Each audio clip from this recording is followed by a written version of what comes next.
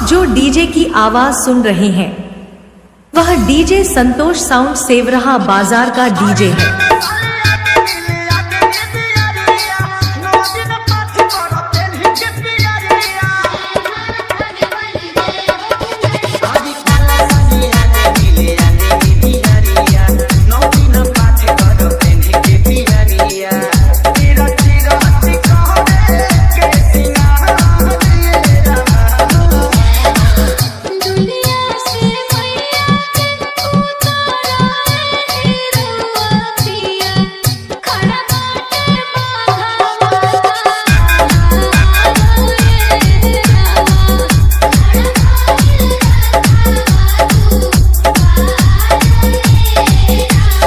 इलाका किसी का हो धमाका डीजे संतोष साउंड सेवरहा बाजार का होगा।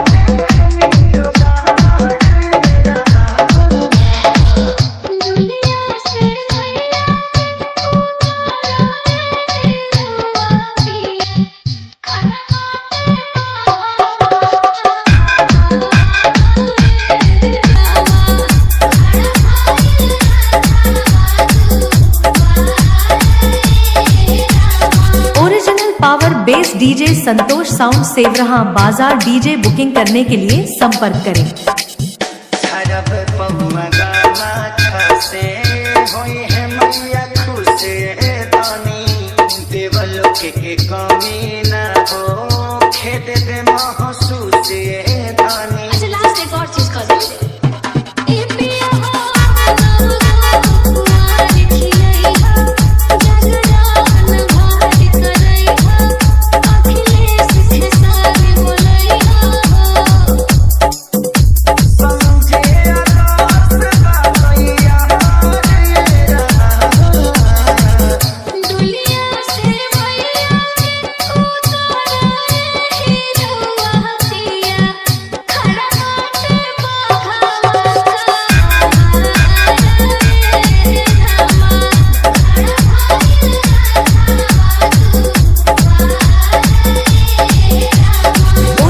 Power bass DJ Santosh sound Sewarha बाजार डीजे बुकिंग करने के लिए संपर्क करें। मोबाइल नंबर है 76 672 00 687।